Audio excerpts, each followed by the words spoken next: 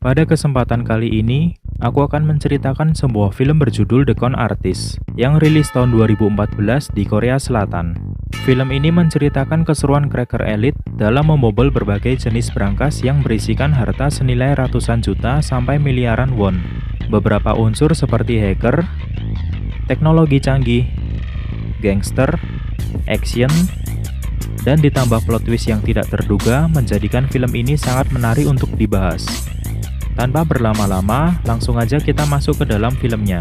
Dan silahkan subscribe kalau kamu suka sama video di channel ini. Aktor utama di film ini adalah Kim Woo Bin yang berperan sebagai Ji Hyuk. Selain sebagai cracker elit, dia juga ahli dalam membuat tiruan suatu benda. Sempat dia bisa menjual patung antik berbentuk unik yang tidak lain adalah hasil replika buatannya dengan harga sekitar 500 juta won di suatu lelangan. Lalu adegan berpindah ke seorang detektif bernama Gong. Dia sedang menangani kasus kejahatan bos gangster yang bernama Presdirjo. Awalnya dia sudah mendapatkan titik terang karena ada informan yang tidak lain adalah mantan akuntan Presdirjo akan mengungkap kejahatan bosnya tersebut. Tapi sayang sekali, dalam perjalanan dia diculik oleh anak buah Presdirjo dan akhirnya dikubur hidup-hidup di dalam semen.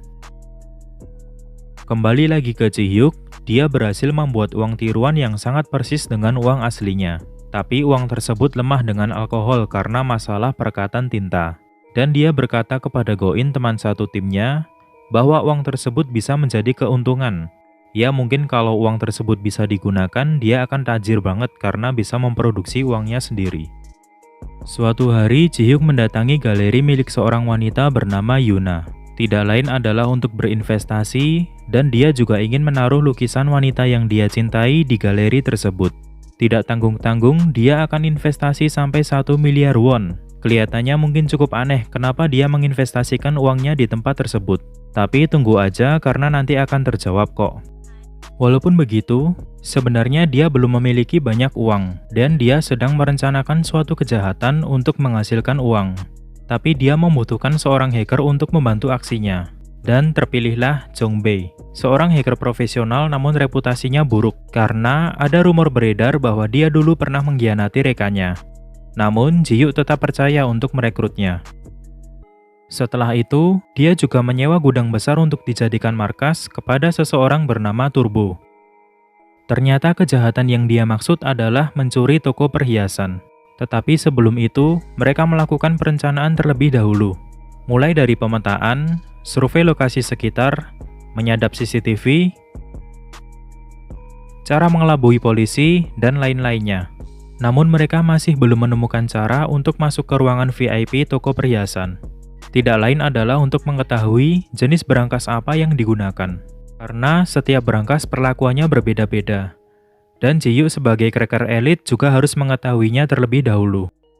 Kita kembali dulu ke Presdirjo. Ternyata dia memiliki pekerjaan yang sama dengan Ji Hyuk, yaitu sebagai pencuri. Tapi dengan skala yang lebih besar dan dia juga memiliki banyak anak buah. Namun dia sedang dalam masalah karena dia kesulitan mencari cracker elit untuk menjalankan proyek besarnya.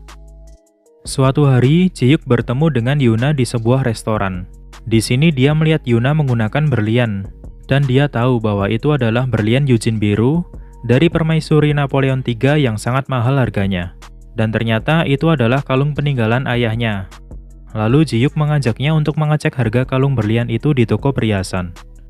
Karena pembawaannya yang kalem dan meyakinkan, akhirnya Yuna menuruti ajakannya. Di toko pertama, si penjaga toko mengetahui bahwa berlian itu sangat langka dan mempunyai harga yang sangat mahal. Ji Hyuk sudah ditawari untuk masuk ruang VIP, tapi dia menolak dan memutuskan untuk pergi. Namun sebelum itu dia meninggalkan sebuah koper di bawah kursi. Di toko kedua, dia juga ditawari untuk masuk ruang VIP dan kali ini dia menerimanya. Di dalam ruang VIP tampak dia memperhatikan berangkas yang ada di situ. Dia mengetahui bahwa itu adalah berangkas seri M dari Swiss. Sepertinya mengecek harga hanyalah kedok. Tujuan utamanya adalah untuk memasuki ruangan VIP toko perhiasan tersebut dan untuk mengetahui jenis berangkas apa yang digunakan. Karena hanya orang yang memiliki perhiasan mahal dan langka yang bisa masuk ke ruangan tersebut. Lalu kenapa di toko pertama dia menolak masuk dan malah meninggalkan koper di bawah kursi? Kita akan segera mengetahuinya. Hari pencurian pun tiba. Di sini mereka melakukan tugasnya masing-masing dengan sangat rapi.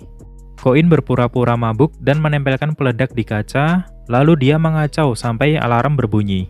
Setelah itu polisi datang dan mengira itu hanyalah ulah orang yang mabuk.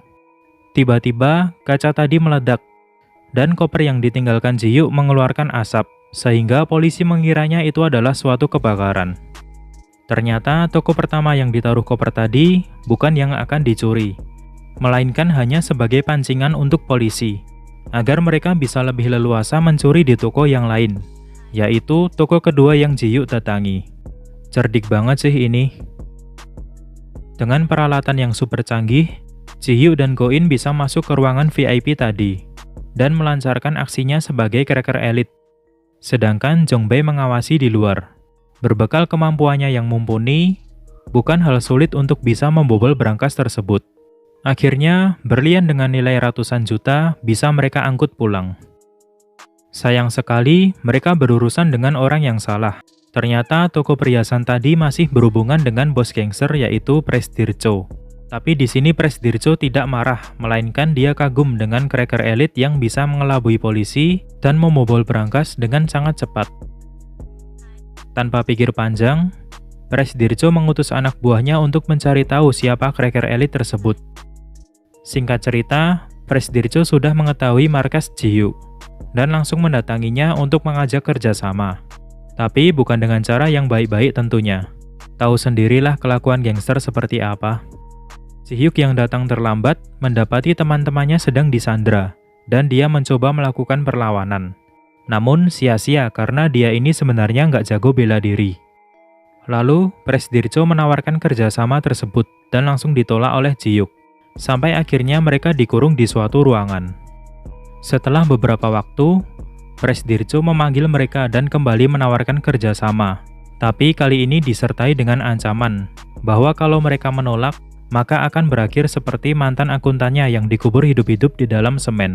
Selain itu, dia juga memberi tawaran yang menggiurkan, yaitu pencurian uang senilai 150 miliar won. Uang tersebut adalah hasil pencucian uang oleh pemerintah yang disimpan dalam suatu gudang di Bea Cukai Incheon. Namun pencurian itu tidak akan mudah tentunya, karena tempat itu dilengkapi dengan keamanan terketat di Asia. Ditambah lagi, proyek besar ini harus segera dieksekusi sebelum uang dipindahkan.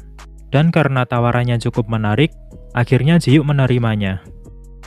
Di samping itu, Presdircho mengetahui bahwa Jong-bae ini tidak setia, karena dia mendengar rumor bahwa Jong-bae ini pernah mengkhianati rekannya, dan akhirnya mengajak Jong-bae untuk berada di sisinya dan mengkhianati teman-temannya, tentunya dengan iming-iming uang yang berlimpah. Adegan berpindah ke Ji-hyuk yang sedang duduk seorang diri dan flashback ke masa lalu, di mana dia duduk di tempat yang sama namun dengan seorang bapak tua, yang tidak lain adalah ayah dari Yuna. Di sini ayah Yuna berkata, tidak ada sukses terakhir bagi seorang pencuri. Pencuri tetaplah pencuri. Ada apa sebenarnya di antara mereka? Keesokan harinya, dia bertemu dengan Yuna dan membahas tentang investasinya di galeri yang tadi sempat kita bahas di awal film.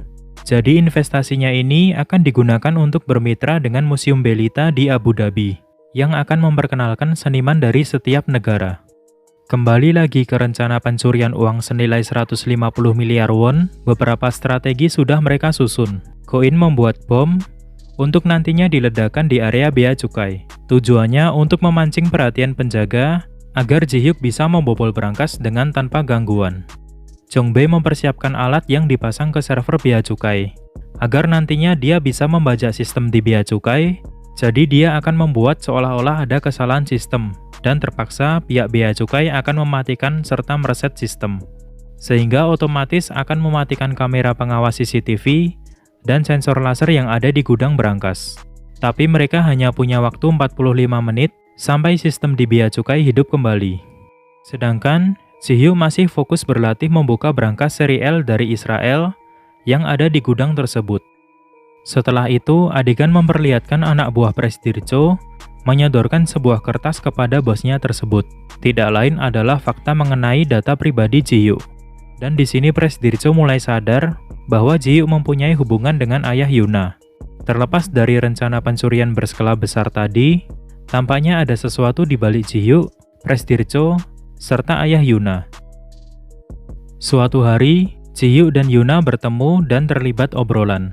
Di sini, Ji-hyuk memberitahu bahwa selama ini ayah Yuna yang dipercaya meninggal akibat kecelakaan, sebenarnya meninggal karena dibunuh. Setelah obrolan tersebut, tampak Yuna sangat marah kepada Ji-hyuk karena menyembunyikan sesuatu darinya selama ini. Dan saat memasuki mobil untuk pulang, tiba-tiba dia dibekap dari belakang dan diculik. Ya, kemungkinan besar ini adalah kaki tangan dari Presdirjo. Kita akan masuk ke bagian pencurian uang senilai 150 miliar won di Bea Cukai Incheon. Dimulai dengan Presdirjo dan Jong-bae yang masuk ke lokasi dengan ID card palsu. Jong-bae mulai membajak sistem keamanan Bea Cukai. Sedangkan Presdirjo mulai meledakkan lokasi yang tadi sempat ditaruh bom. Seketika, orang-orang panik berhamburan dan para petugas keamanan berfokus pada titik peledakan bom. Sedangkan di tempat lain, Ji-hyuk, Go-in, dan salah satu anak buah Presdirjo memulai aksinya membobol berangkas. Walaupun pada awalnya sempat gagal, namun dia bisa berhasil pada percobaan kedua. Saat berangkas dibuka, banyak banget sih ini uangnya. Akhirnya mereka memindahkan uang tersebut menggunakan mobil pickup untuk nantinya diangkut menggunakan bot di pinggir dermaga. Namun dikarenakan uangnya sangat banyak, maka tidak cukup hanya sekali angkut, jadi mereka harus bolak-balik mengambil uang. Di sini mereka kejar-kejaran dengan waktu reset sistem bea cukai. Tapi untunglah mereka berhasil membawa tumpukan uang yang terakhir ke dermaga. Saat memindahkan tumpukan uang yang terakhir, tiba-tiba datanglah polisi yang sedang berpatroli dengan mobil. Ji-hyuk pun berinisiatif mengalihkan polisi dan menjadikan dirinya sebagai umpan. Tapi seperti ada maksud lain oleh Ji-hyuk, yang juga disadari oleh Presdirjo yang curiga terhadapnya. Di sisi lain, Detektif Gong bersama polisi mendapatkan info telah terjadi peledakan bom oleh teroris di daerah Bea Cukai, dan mereka bergegas mendatangi tempat tersebut. Kembali lagi ke Ji-hyuk, di sini dia menuju ke suatu ruangan dan tampak sedang mengotak-atik data. Namun gerak-geriknya itu diketahui oleh Presdirjo yang langsung menodongkan pistol kepadanya. Tampaknya di sini Presdirjo sudah tahu bahwa Ji-hyuk akan mengkhianatinya. Lalu terjadilah percakapan di antara mereka, dan flashback. Ternyata benar bahwa ayah Yuna meninggal karena dibunuh, dan pembunuhnya adalah kaki tangan Presdirjo. Sebelum itu, aku akan menjelaskan bahwa ayah Yuna ini adalah seseorang yang sangat dihormati oleh Ji-hyuk, dan kemungkinan besar dia adalah seniornya di dunia cracker elit. Sedangkan kenapa Presdirjo membunuhnya? Itu karena Presdirjo sempat menawarkan kerjasama kepada ayah Yuna untuk melaksanakan aksi pencurian dengannya. Karena seperti yang kita ketahui, bahwa Presdirjo selama ini mencari orang yang ahli di bidang cracker elit. Namun ayah Yuna menolak dan akhirnya dibunuh. Di sini tampaknya Ji-hyuk akan mengkhianati Presdirjo untuk membalaskan dendam karena ayah Yuna sudah dibunuh. Ji-hyuk yang sudah tertangkap disuruh menyerahkan diri kepada polisi dengan membawa bom. Dan dia diancam kalau berani macam-macam, maka Yuna yang sudah diculik akan dicelakai. Ternyata benar, dia yang telah menculik Yuna dan dijadikan sandera. Akhirnya Ji-hyuk menyetujuinya. Setelah itu, Presdirjo menyadap telepon polisi, menginfokan bahwa pelaku bom teroris menggunakan mobil putih berplat 268213, yang tidak lain adalah mobil yang dikendarai Ji-hyuk. Lantas terjadilah kejar-kejaran di antara Ji-hyuk dan polisi yang keren banget.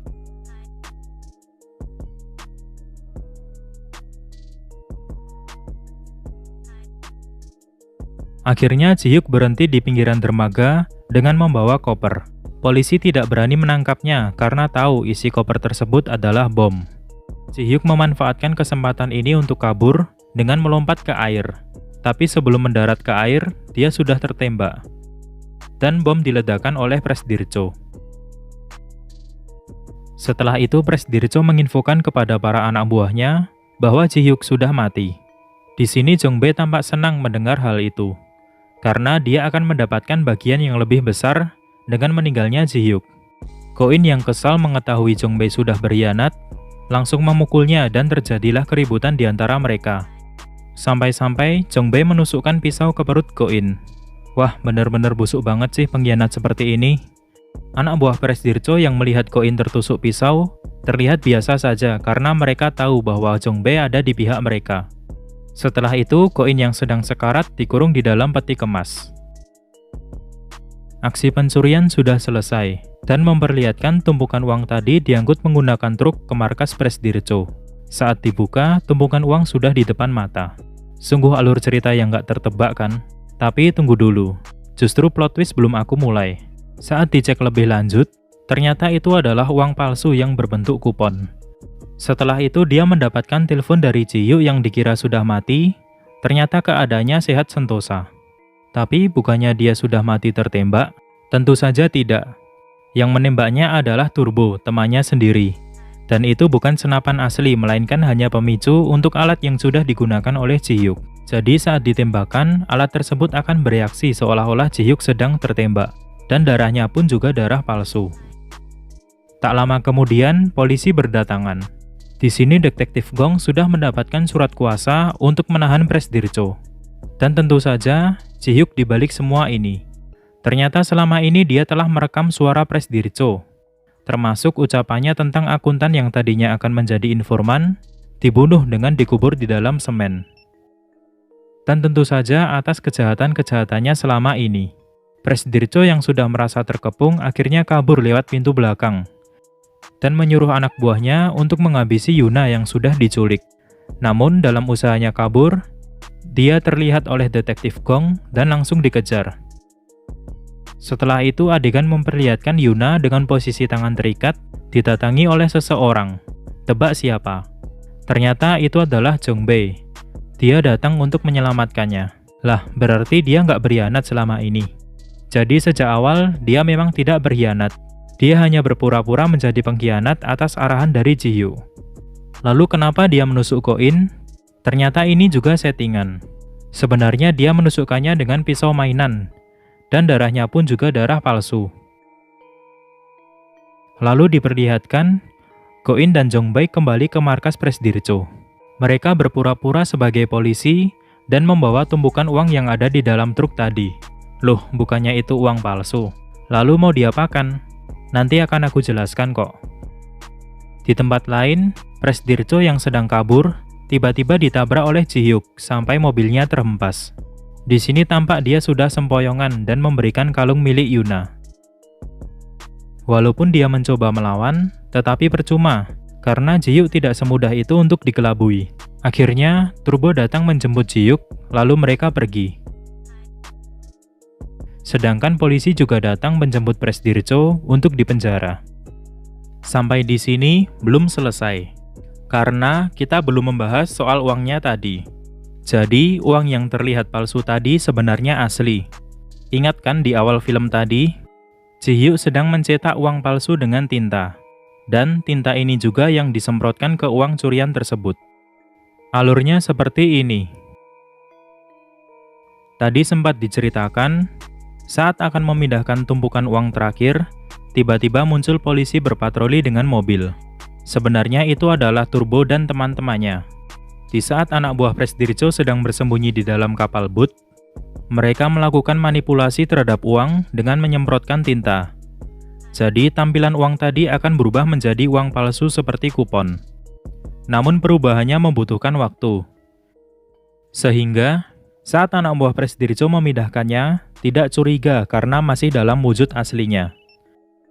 Sementara saat sudah masuk truk, tintanya mulai kelihatan. Itulah mengapa saat dicek oleh Presdir Cho, sudah dalam wujud kupon.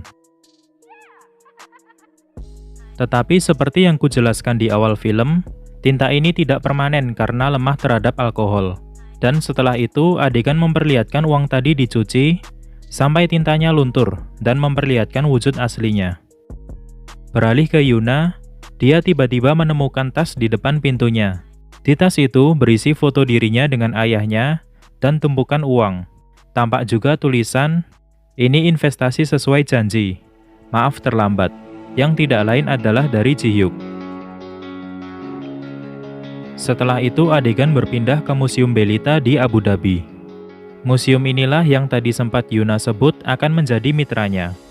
Tetapi di sana dia merasakan sesuatu hal yang aneh.